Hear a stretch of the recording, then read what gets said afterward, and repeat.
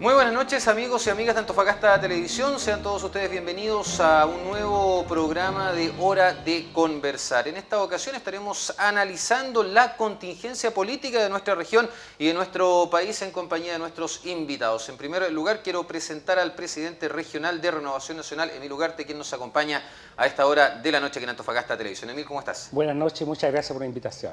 También está junto a nosotros Pablo Herrera, militante del Frente Amplio y militante del partido Movimiento Autonomista, quien se encuentra con nosotros también a esta hora de la noche aquí en Antofagasta Televisión. Pablo, bienvenido. Buenas noches, muchas gracias, un gusto estar acá.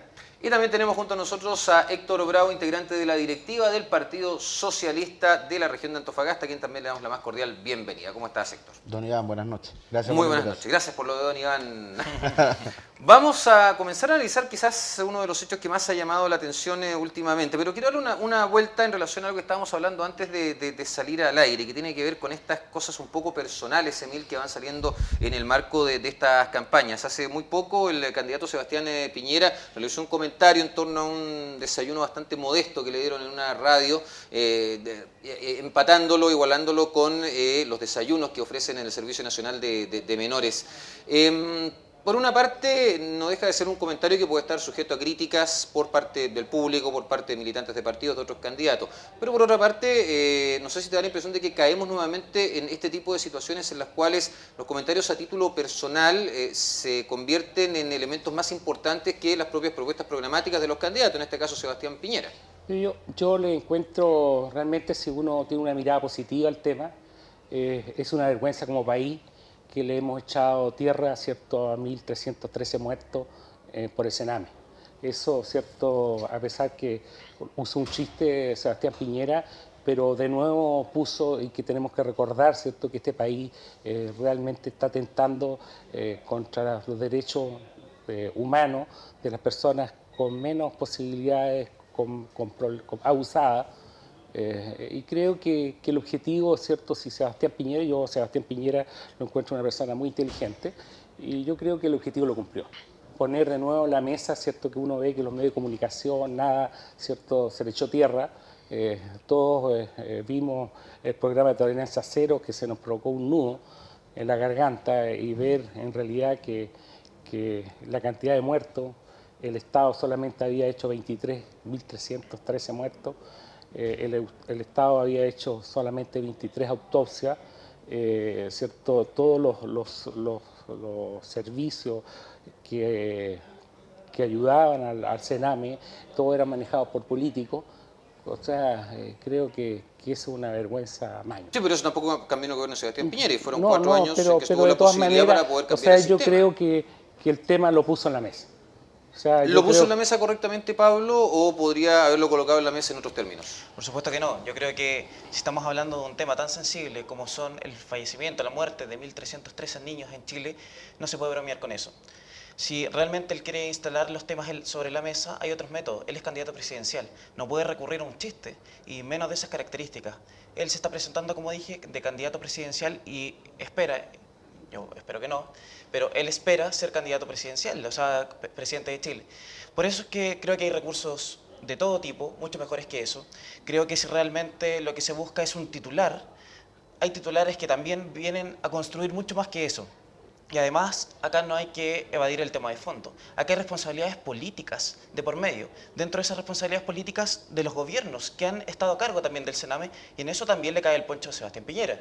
Es por eso que si él realmente quiere hacer primero, si quiere realmente instalar este tema, primero tiene que partir asumiendo las responsabilidades que le corresponden a su gobierno, también siendo crítico, autocrítico y crítico.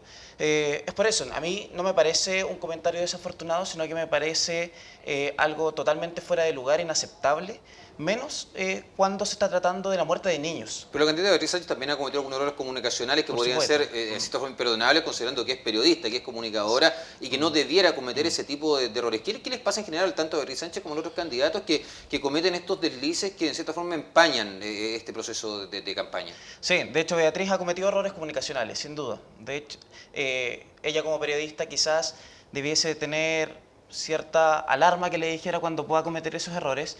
Pero la diferencia, creo yo, que lo que yo no he visto de otros candidatos, particularmente Sebastián Piñera, porque él se para sobre una plataforma donde se cree intocable, es que Beatriz ha pedido disculpas cuando se ha equivocado. Lo ha hecho públicamente, lo ha hecho por los medios y en todo recurso que ha tenido al alcance. Bueno, Sebastián Piñera también lo hizo después de este primer desliz que tuvo hace un par de meses, también pidió disculpas públicas de todas maneras. Héctor, yo no sé si de esa perspectiva, analizando también lo que ha pasado con el senador Guillé, sobre todo después de ese concepto de zapato chino que aplicó en medio de la polémica con la democracia cristiana, ¿tú crees que eso contribuyó justamente a la decisión que hubo finalmente y que vivimos actualmente entre la democracia cristiana y el resto de la nueva mayoría? ¿Podría ser estos errores comunicacionales en aquel preciso momento de Alejandro Guillé uno de los factores que contribuyó a este escenario? A ver, yo creo que hay que separar las cosas. Uno es el tema, la intención de que tienen algunas personas de querer instalar ciertos temas enfocados en la perspectiva de buscar acuerdos, ¿ya? Yo me queda absolutamente claro, conociendo también como el candidato, de que él nunca ha tenido una mala intención o ha buscado otra intención más allá que proponer cierta idea. Claro, los errores comunicacionales suceden respecto a todos los candidatos, pero sin embargo, acá lo que importa es cómo somos capaces de instalar propuestas, ¿ya? Y creo que en ese sentido hay pocos candidatos que han trabajado en esa lógica. Anteriormente lo conversamos con algunas personas, quizás la franja nos derivó en entregar otros elementos que eran lo que realmente necesitaba escuchar la ciudadanía, que eran propuestas. Al final vimos cualquier cosa. ¿Y qué propuesta ha entregado Guillé hasta el momento? A ver, Guillé lo que ha instalado es la posibilidad de generar un acuerdo amplio para darle gobernabilidad al país, para mejorar las cosas y para profundizar los grandes proyectos que ha instalado la presidencia. Porque acuerdos amplios, siempre se ha hablado de acuerdos amplios desde que volvimos a la democracia, en el periodo de transición, y actualmente se ha hablado de lograr acuerdos amplios y finalmente estos parecen no lograrse a excepción de temas muy específicos. Sí, ¿cómo lo va a lograr? Yo creo que no hay que desconocer el contexto. ¿Y el contexto cuál es? Que a todos nos gustaría, a toda la gente de centro izquierda, y lo hablo en un sentido muy amplio, tanto de la gente de la nueva mayoría como de la gente del Frente Amplio, le gustaría cambiar muchas cosas de este país. Sin embargo, lamentablemente tenemos una constitución que nos amarra en muchos aspectos, tenemos una situación que estamos viendo en estos momentos, que es la participación de instituciones que están garantizadas por la constitución y que lamentablemente nos frenan, como el Tribunal Constitucional. Entonces hay una cierta institucionalidad que es muy difícil de cambiarla de un día para otro. Se han generado proyectos, se han generado programas, se han generado políticas para tratar de mejorar estas cosas. Creo que van a pasar los años y nos vamos a acordar del gobierno de la presidenta Bachelet por las grandes reformas que ha tratado de instalar. Quizás no están resultando como deberían o como se pensaron en algún momento, pero sin lugar a dudas va a pasar a la historia porque ha sido capaz, ha tenido la valentía política de poder instalar temas que antes no se hacían.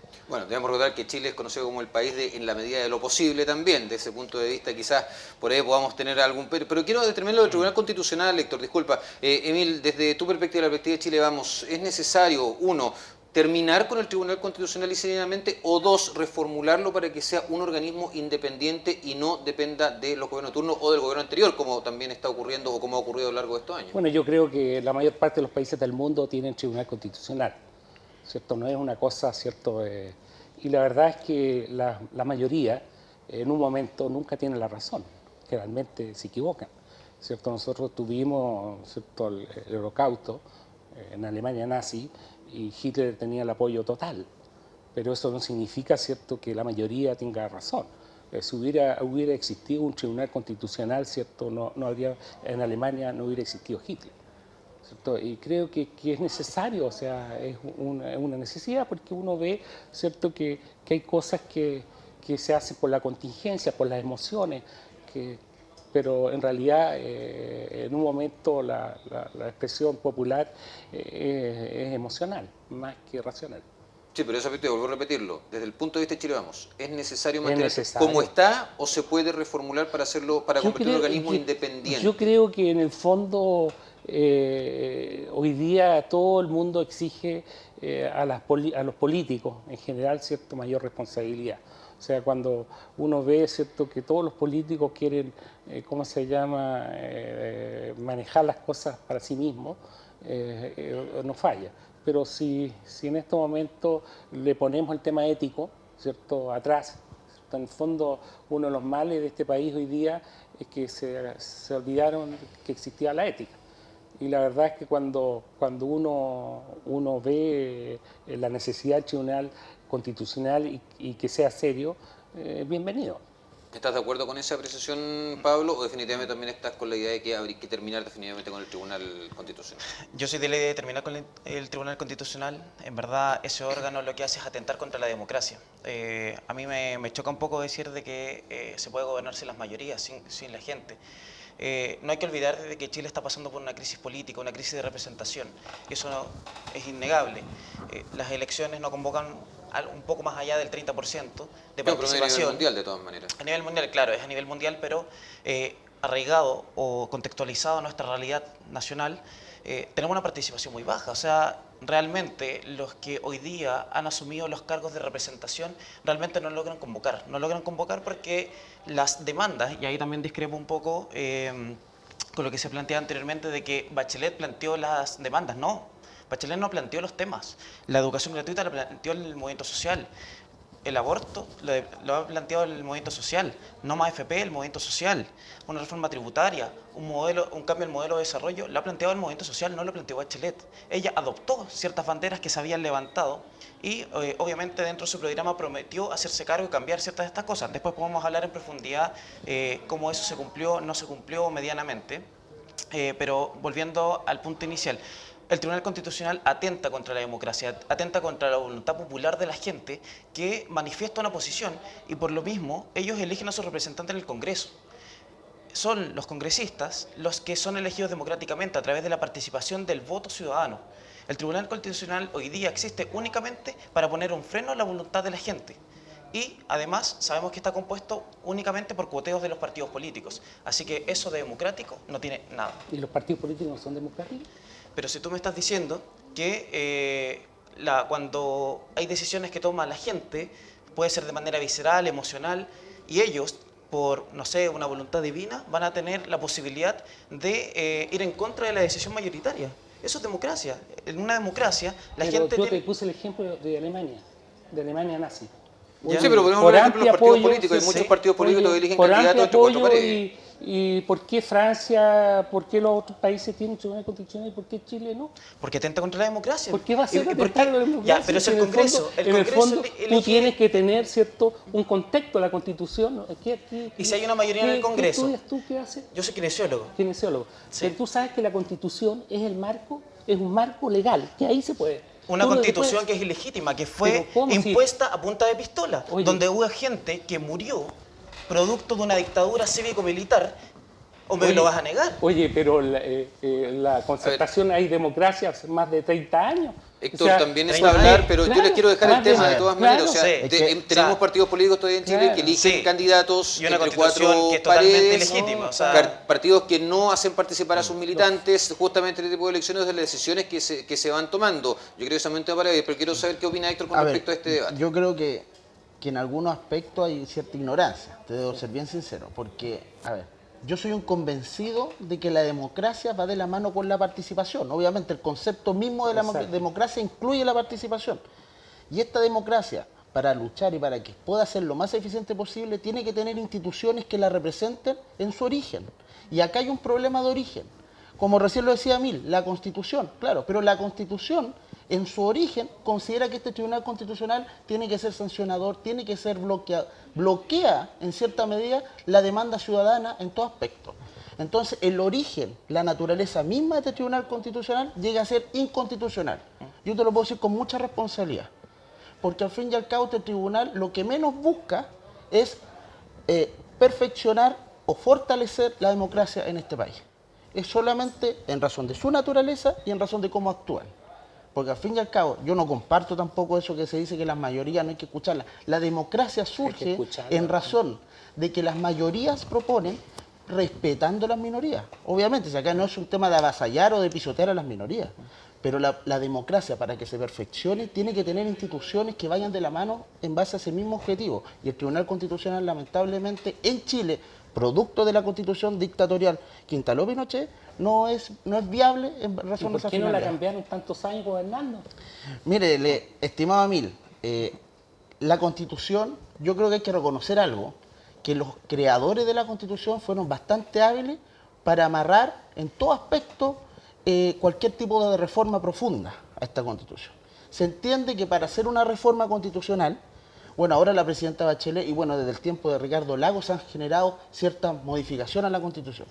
Se podría hacer más, pero lamentablemente los quórum que establece la misma Constitución para reformarla nos impide generar cambios más profundos.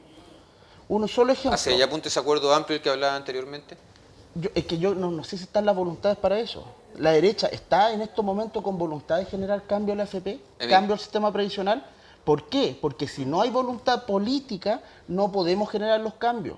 Valoro mucho lo que la presidenta Bachelet dijo la semana pasada, cuando sacó un punto de prensa diciendo que vamos a reformar el sistema de AFP, pero en razón a las condiciones que tenemos. Porque por otro lado, si lo miramos desde el punto de vista jurídico, tú sabes que tendríamos que indemnizar a la AFP si queremos generar un cambio, indemnizarla por todos por el contrato que ellos tienen para poder administrar nuestros fondos. Bueno, se ve Chile, el Estado muchas veces ha indemnizado y ha dado perdonazo a grandes empresas desde hace mucho tiempo. Yo no sé, Emil, que vea justamente estos planteamientos. ¿La derecha está dispuesta a hacer esos cambios o lisa y llanamente están más dispuestas a mantener el status quo porque funciona? No, yo creo que todos sabemos que no funciona la AFP. O sea, es ver el producto de la pensión. Y la verdad es que la AFP hay que cambiarla. Hay que buscar nuevos sistemas. O buscar nuevos sistemas. Piensa que el gobierno pasado, el primer gobierno de la Bachelet, ¿cierto?, ordenó que los fondos de pensiones se invirtieran afuera. Y se perdieron el 60% de los fondos. ¿Cierto? El ministro Velasco, ¿cierto?, autorizó los fondos Golondrina. Y ahora, ¿cierto?, oye, si el país crece no significa que la industria chilena crece, porque está en manos de la especulación.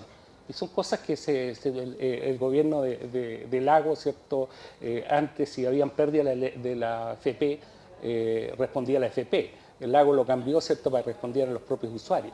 Y son cosas que realmente que ahora, ¿cierto?, cuando empezamos a sumar, a ver el resultado, descubrimos estos errores. O sea, nadie reclamó. Si en un momento, ¿cierto?, invierten, sacan la plata afuera y se pierde esa plata, ¿cierto?, la gente debería haber salido a las calles. Pero había un acuerdo, ¿cierto?, que nadie saliera a las calles y pasó. Bueno, ahora la gente salió a las calles y el tema está en el tapete. Claro, pero yo creo que es interesante que salga a las calles. Vuelvo a lo que mencionó pero la Héctor. idea es que no caigamos en el reduccionismo.